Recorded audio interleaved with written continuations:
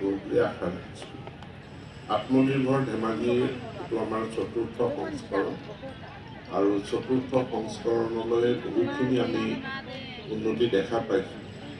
যোৱাবাৰ আমাৰ আত্মসহায়ক গোটসমূহৰ প্ৰডাক্টসমূহৰ ক্ষেত্ৰত মই মন্তব্য কৰিছিলোঁ যে পেকেজিংটো উন্নত হ'ব লাগে, আৰু যোৱাকালি মই দেখিছোঁ এই বছৰ যথেষ্ট পেকেজিংটো উন্নত হৈছে আৰু আমি এনেধৰণে আগুৱাই যাব পাৰিম।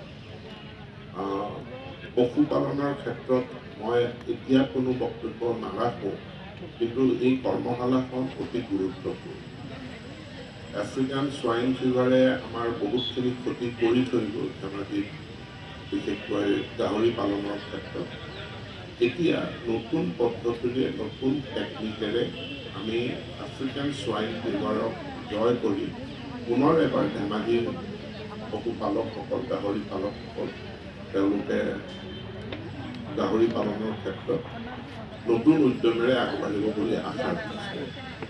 ইতিমধ্যে ধেমাজিত এটা 5,000 লিটাৰ মিল্ক প্ৰচেছিং প্ৰকল্প হৈ চলি আছে।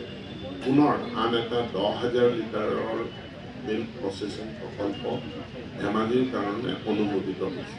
খুব সোনকালে নিৰ্মাণ আৰম্ভ কৰিম, কিন্তু আমাৰ কাৰণে আটাইতকৈ ডাঙৰ প্ৰত্যাহ্বান হ'ল ইয়াৰ বাবে গাখীৰ উৎপাদন কৰা। অহা দিনকেইটাত আমি পশুপালন বিভাগ ইয়াতে খুব খৰচি মাৰি আলোচনা কৰি ধেমাজি জিলাত গাখীৰৰ উৎপাদন বৃদ্ধি কৰাৰ কাৰণে আৰু বিশেষকৈ এই নতুন প্ৰকল্পটোত গাখীৰ যোগান ধৰাৰ কাৰণে আমি অলপ অহোপুৰুষাৰ্থ কষ্ট কৰিব লাগিব। মই আশা কৰিম যে ৰঞ্জিত শৰ্মা ডাঙৰীয়াই আমাক সহযোগিতা কৰিব। তেখেতে মোক জনাইছে যে এক্সপ'জাৰ ভিজিটৰ কাৰণে বিভিন্ন স্থানলৈ এক্সপ'জাৰ ভিজিটৰ কাৰণে, বিশেষকৈ সীতাজফলা ভিজিটৰ কাৰণে আমাৰ পশুপালকসকলে আগ্ৰহ প্ৰদৰ্শন কৰিছে। মই আমাৰ সাংসদ আমি সকলোৱে মিলি এই এক্সপ'জাৰ ভিজিটৰ ব্যৱস্থা, ইয়াৰ আয়োজনটো কৰি দিম বুলি মই আজি গাহৰিৰ ক্ষেত্ৰত আৰ্টিফিচিয়েল ইনছেমিনেশ্যনৰ কথা ইয়াতে উল্লেখ হৈছে।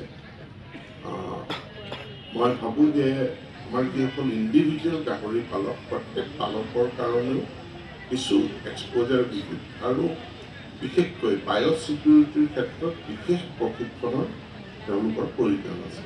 সেই প্ৰশিক্ষণৰ ব্যৱস্থাখিনি আমি আত্মনিৰ্ভৰ ধেমাজিৰ সমিতিখনে আয়োজন কৰিব বুলি আশা ৰাখিছোঁ। আৰু আৰ্টিফিচিয়েল ইনছেমিনেশ্যন সহজলভ্য কৰিবৰ কাৰণে ভেটেনেৰী কলেজৰ পৰা জনাইছে যে বেছি নহয় 2-2.5 লাখ টকা খৰচৰ এক আন্তঃগাঁথনি লাগিব।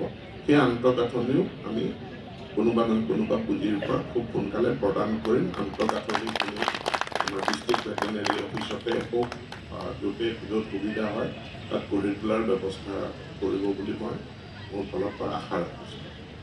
ধেমাজি গৌৰৱ বঁটা আমি এই বছৰৰ পৰা আৰম্ভ কৰিছোঁ, যাতে যিসকল খুব উদ্যমী ব্যক্তি তেওঁলোকক আমি অনুপ্ৰাণিত কৰিব পাৰোঁ আৰু বাকী লোকক আমি আকৰ্ষিত কৰিব পাৰোঁ। মই আজি এই ধেমাজিৰ গৌৰৱ বঁটা লাভ কৰা পূৰণ পেগু ডাঙৰীয়া আৰু কাকতি ডাঙৰীয়া দুয়োগৰাকীকে মোৰ ফালৰ পৰা মই অভিনন্দন জ্ঞাপন কৰিছোঁ। আৰু এইটোও মই ঘোষণা কৰিব বিচাৰোঁ, ধেমাজি বঁটা বা ধেমাজি গৌৰৱ বঁটা আমি প্ৰতি বছৰে আমি অহা বছৰো দিম। আমাৰ এটা পৰম্পৰা আছিল, আমি এবাৰ ধেমাজি আত্মনিৰ্ভৰ ধেমাজি মেলা গুৱাহাটীত পাতিছিলোঁ। দ্বিতীয়বাৰৰ বাবে ধেমাজিৰ বাহিৰত এখন আত্মনিৰ্ভৰ ধেমাজি মেলা পতাৰ কাৰণেও পদক্ষেপ ল'ম বুলি